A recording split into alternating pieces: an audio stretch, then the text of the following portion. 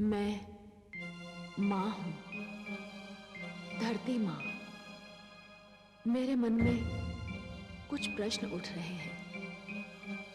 यदि महान शक्तियां किसी ऐसे व्यक्ति को मिल जाएं, जिसका लक्ष्य उनका दुरुपयोग करना हो, तो क्या इस सृष्टि का अस्तित्व संकट में नहीं पड़ जाएगा? यदि कोई जन कल्याण के नाम पर कोई वरदान प्राप्त करे, परंतु उसका उपयोग किसी एक वर्ग के लाभ के लिए करे, तो क्या यह कार्य अनुचित नहीं होगा? क्या जीवन के लिए केवल ये बात महत्वपूर्ण है कि किसी कार्य का फल उत्तम हो?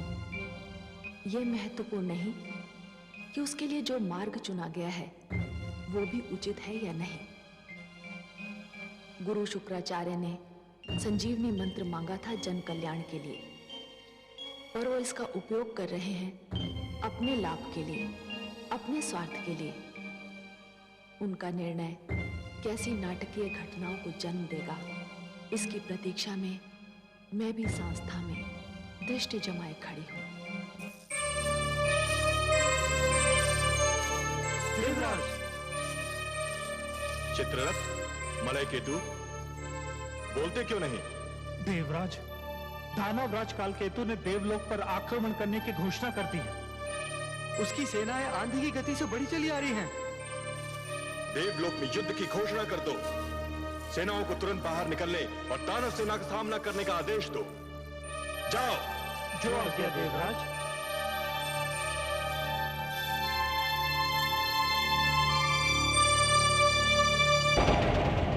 मेरे लिए ये युद्ध अपने दानव शिष्यों को दिए गए वचन को निभाने का अवसर है। मैंने अपने शिष्यों को वचन दिया था कि मैं दानव संस्कृति की रक्षा करूंगा और उसे विजयी बनाऊंगा। क्या इसके लिए युद्ध प्रथम और अंतिम मार्ग है? हाँ देवी, मैं तो उस मार्ग पर अपना पग धर भी चुका हूं। तो फिर आप छाया की भांति मुझे हर पल अपने साथ पाएंगे। मेरे लिए मेरा पति सर्वश्रेष्ठ है। मैं आपकी धर्म पत्नी हूँ स्वामी। जीवन में कोई और नाता, कोई और संबंध यदि महत्व भी रखता है, तो इस नाते के बाद रखता है। आप जाइए। जब तक आप लौट कर नहीं आएंगे, मैं आपकी विजय की प्रार्थना करती रहूंगी।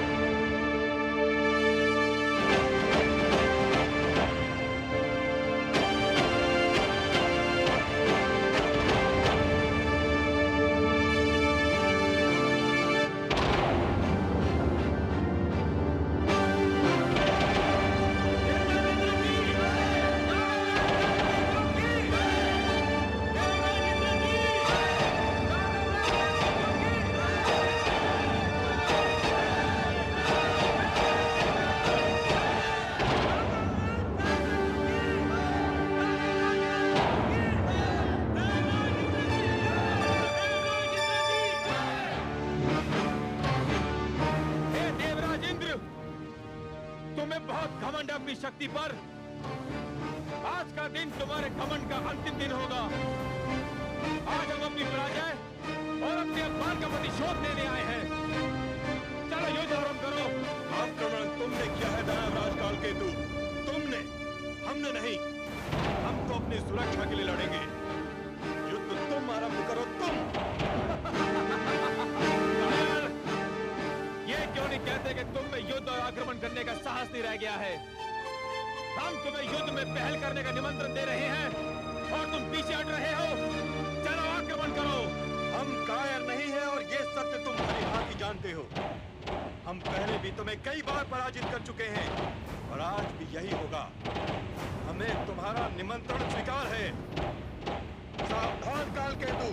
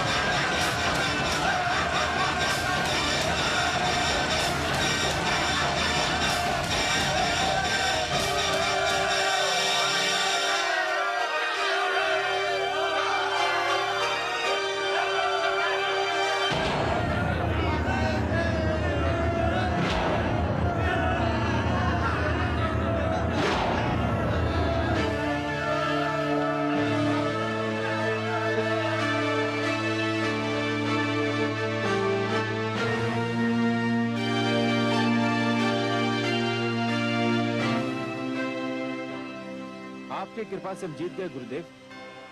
तुमने पहली बार हमें गुरु दक्षिणा दी है काल केतु। ये भेंट स्वीकार कीजिए गुरुदेव, ये इंद्र का वज्र है।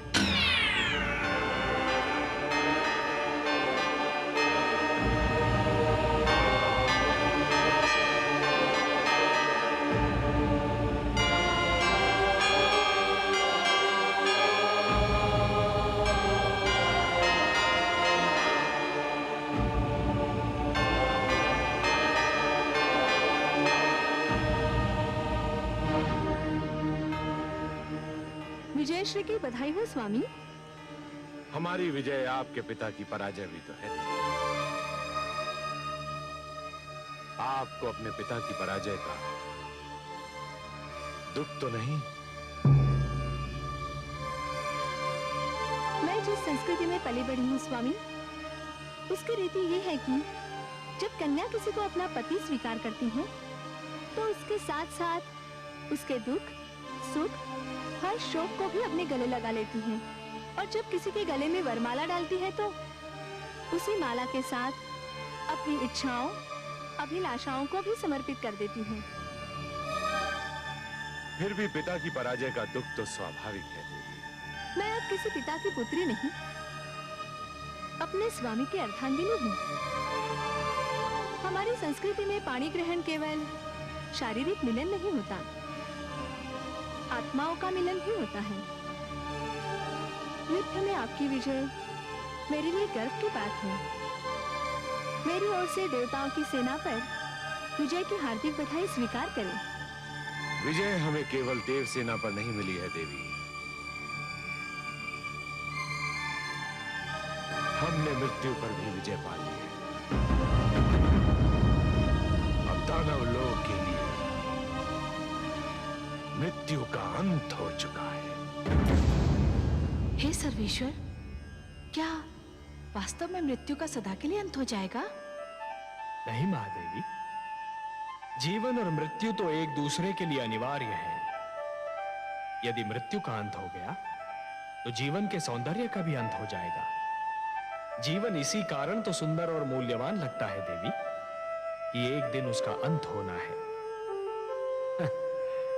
यदि केवल दिन ही छाया रहे और रात्रि ना आए तो नेत्र जागते जागते और सूर्य अपना प्रकाश बांटते बांटते थक जाएं। यदि मृत्यु ना आए तो प्राणी कदाचित जीवन से ऊब जाए देवी। परंतु दैत्य गुरु शुक्राचार्य तो कह रहे हैं कि उन्होंने मृत्यु पर विजय पा ली है। हा? किसकी मृत्यु पर महादेवी? वो दानवों को पुनः जीवन अवश्य दे सकते हैं, परंतु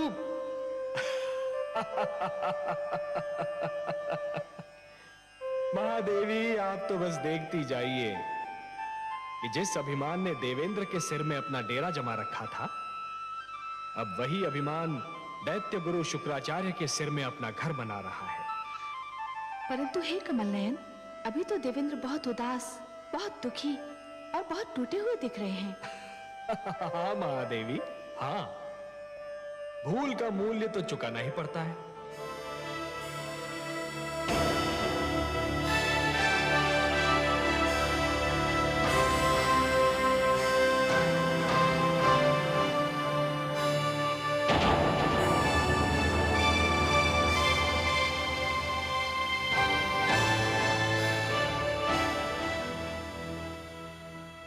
जो हुआ वो मेरी और केवल मेरी भूल का परिणाम था।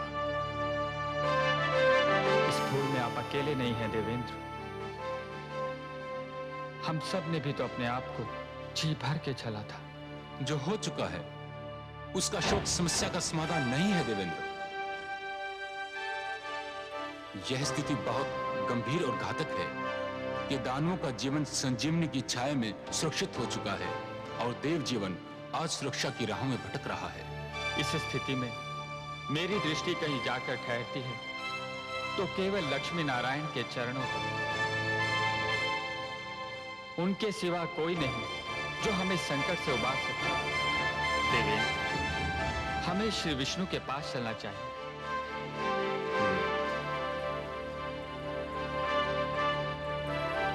अब उनके अतिरिक्त और कौन आश्रय दे सकता है? उनके अतिरिक्त कौन रक्षा कर सकता है? कह दीजिए समस्त देवताओं से, क्या हमें मिलकर भगवान श्री विष्णु के पास जाना है?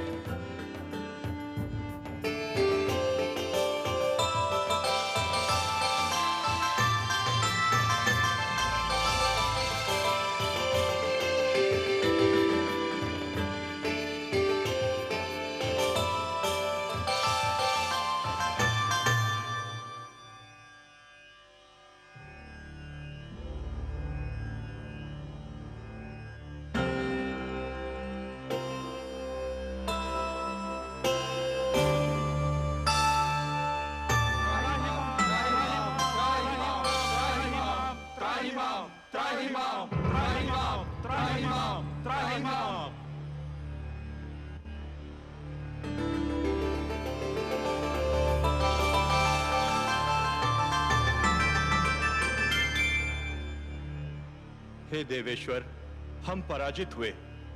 हमारी सेना के अगणित सेनानी वीर गति को प्राप्त हुए। हमारा सिर लज्जा से झुक गया। आपके अतिरिक्त और कोई नहीं जो हमारी रक्षा करे, हमारे दुख का निवारण करे। हे परमेश्वर, हमारी सहायता कीजिए। हे नारायण, दैत्य गुरु शुक्राचार्य ने भगवान शिव से संजीवनी मंत्र क्या प्राप्त किया? हमारे सिरों पर मृत्यु और पराजय का वज्र आ गिरा। हे लक्ष्मीपति, यदि दानव मरते हैं तो दैत्य गुरु उन्हें फिर से जीवित कर देते हैं, और जब देवता मरते हैं तो उनका सदा के लिए अंत हो जाता है। हे सर्वशक्तिमान, यही दशा रही तो देवता घटते जाएंगे, दानव बढ़ते जाएंगे, और एक दिन देवलोक पर दानवों का आधिपत्य हो जाएगा। देव संस्कृति गिर जाएगी तो मानव संस्कृति भी गिर जाएगी। जब हम संजीवनी मंत्र से सुरक्षित नहीं, तो मानव तो और भी दुर्बल है। हमें संजीवनी मंत्र से बचाइए प्रभु, हमारी सहायता कीजिए। संजीवनी मंत्र का केवल एक उत्तर है, अमृत। अमृत? अमृत?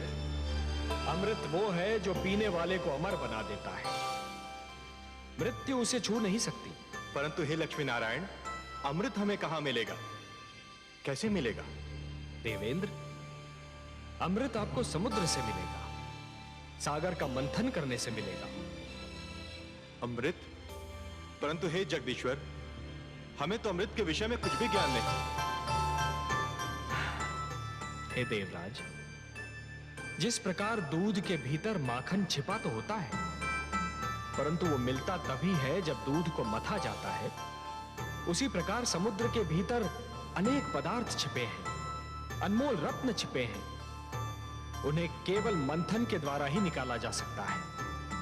अमृत उनमें सबसे अनमोल है।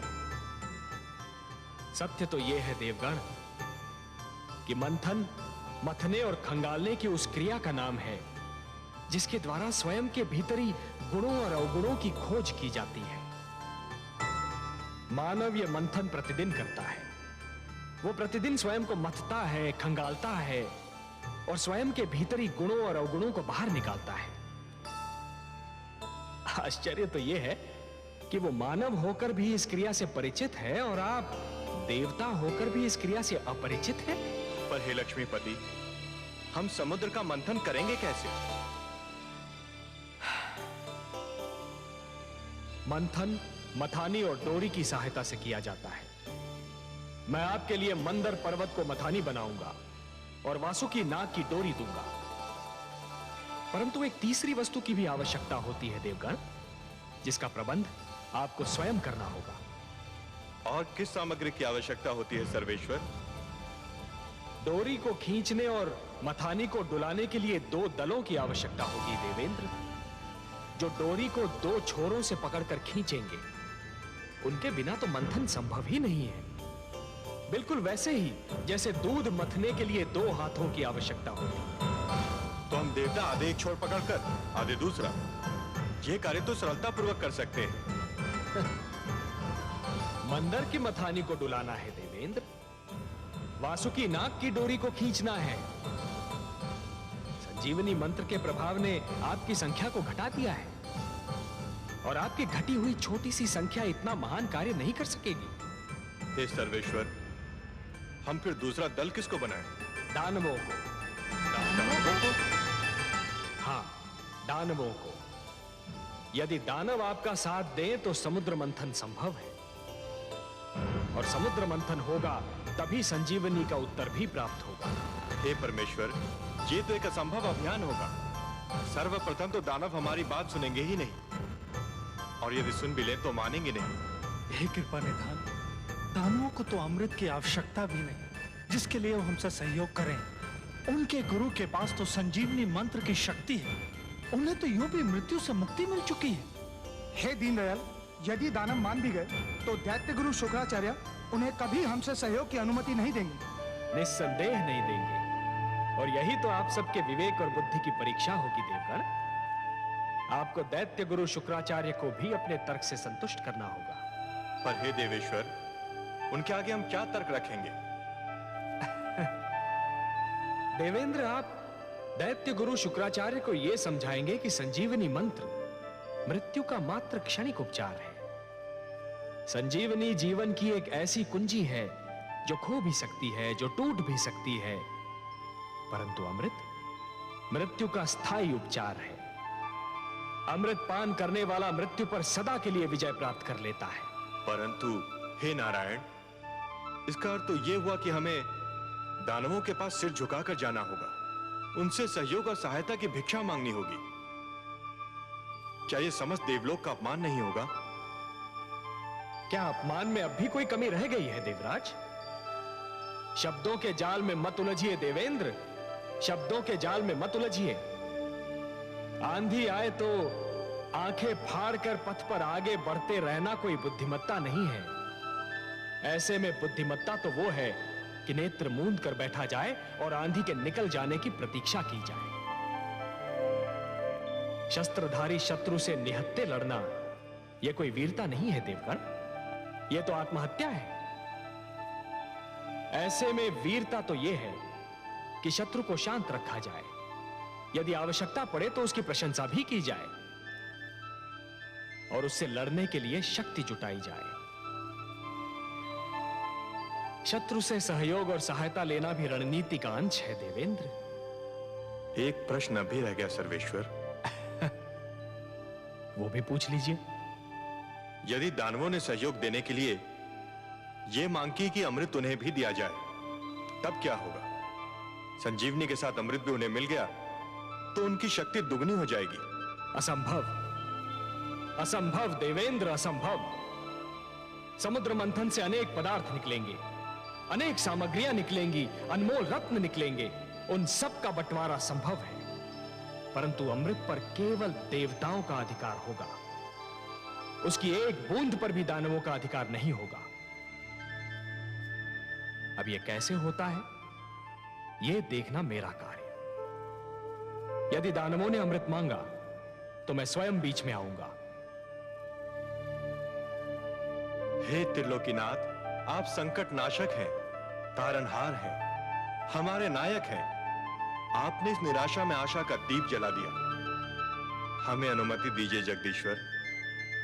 आपका और माता लक्ष्मी का आशीर्वाद हमारे साथ रहा तो हम अवश्य अपने अभियान में सफल होंगे। हम शीघ्र ही लौटकर दानवों का सहयोग मिलने का समाचार आपको सुनाएंगे। शुभस्य शीघ्रम।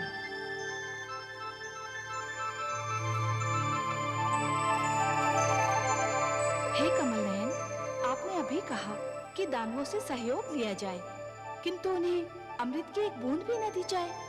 हाँ हाँ महादेवी, मैंने यही कहा। परंतु हे सर्वेश्वर, क्या ये छल नहीं कहलाएगा? कार्य की परिभाषा उसका उद्देश्य निर्धारित करता है महादेवी। यदि उद्देश्य उत्तम हो तो उसे छल का नाम नहीं दिया जाता, उसे नीति का नाम दिया जाता है। देवताओं को भी नीति से कार्य लेना होगा। छल तो गुरु शुक्राचार्य कर रहे हैं महादेवी।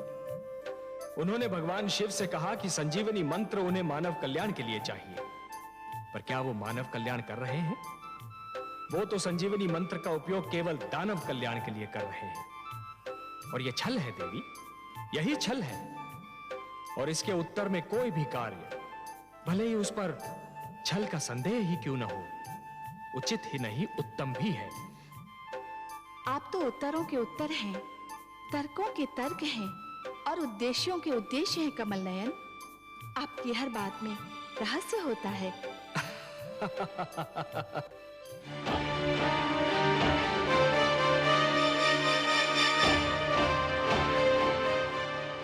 दानवराज की जय हो। देवलोक से देवराज इंद्र अपने सहयोगी देवताओं के साथ पधारे हैं और दानवराज की सेवा में उपस्थित होने की अनुमति चाहते हैं। पराजय विजय से मिलने आई है महाराज, बधाई हो। सावधान कालकेतु, उनके आने में अवश्य ही कोई रहस्य है। देवराज और उनके साथी देवताओं को सम्मान सहित सभागार में लाया जाए। जो आज्ञा दानवराज।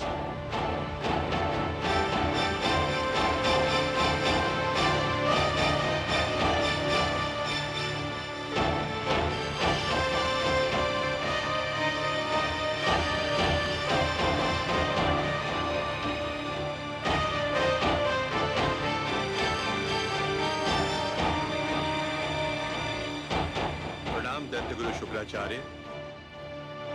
प्रणाम दानवराज कालकेतु। दानव सभागार में देवराज इंद्र का स्वागत है। कदाचित ये पहला अवसर है जब देवराज और अन्य देवताओं ने अपने चरणों की धूल से दानव सभागार को पावन किया है। आप सत्य कह रहे हैं महाराज, नहीं तो हम इस योग्य कहां थे कि इतने महान व्यक्तियों के दर्शन पाते। ये ना भूलिए महाराज कालकेतु कि हमें वैर के अतिरिक्त भी एक नाता है। उस नाते को भी स्पष्ट कर दीजिए देवराज।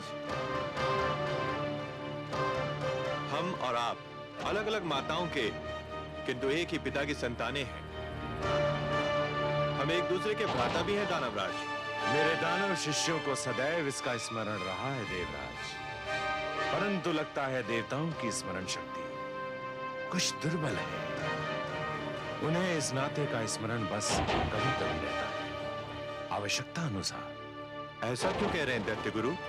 ऐसा इसलिए कह रहा हूं देवराज, यदि देवताओं को यह नाता स्मरण रहता तो आपके प्रिय भगवान विष्णु को हयग्रीव का वध करते समय थोड़ा संकोच अवश्य होता, परंतु उन्होंने मेरे शिष्य हयग्रीव को बड़ी निर्ममता से मार डाला। बीती बातों का स्मरण सर्प निकल जाने के उपरांत लकीर पीटने के समान होता है दैत्य गुरु। हम बीती बातें भुला देने के उद्देश्य से ही आप सबकी सेवा में उपस्थित हुए हैं।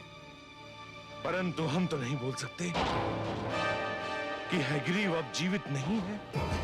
हयग्रीव जीवित रहता यदि उस समय आपके पास संजीवनी मंत्र होता, या हम सबके पास वो होता जिसे प्राप्त करने का प्रस्ताव लेकर हम यहाँ आए हैं। क्या प्राप्त करने का प्रस्ताव लेकर आए हैं देवराज? मैं अमृत प्राप्त करने का प्रस्ताव लेकर आया हूं दानवराज। अमृत? हाँ अमृत, परंतु उसे प्राप्त करने के लिए हम में और आप में सहयोग और समझौता आवश्यक है। सहयोग, समझौता। जल अग्नि से समझौता करने आया है, मृग सिंह से सहयोग चाहता है। ये कैसी अनोखी बात कर रहे हैं आप देवराज इंद्र? और ये अमृत है किस वस्तु का नाम? अमृत वो अनमोल वस्तु है जिसे पीकर हम सब मृत्यु पर विजय पा सकते हैं। जिसको पीने वाला अमर हो जाता है, मृत्यु उसके निकट भी नहीं आ सकती। मृत्यु तो यूं भी मेरे शिष्यों के निकट नहीं आ सकती है देवराज। आ भी जाए तो उल्टे पांव लौट जाती है। आप भूल रहे हैं कि मेरे पास संजीवनी मंत्र है। दैत्य गुरु शुक्राचार्य, आप महान विद्वान हैं, महाज्ञानी हैं। संजीवनी मंत्र ने आपको इतना शक्तिशाली बना दिया है कि कोई आपके समक्ष सिर नहीं उठा सकता। फिर भी क्या मैं आपसे एक बात पूछ सकता हूं?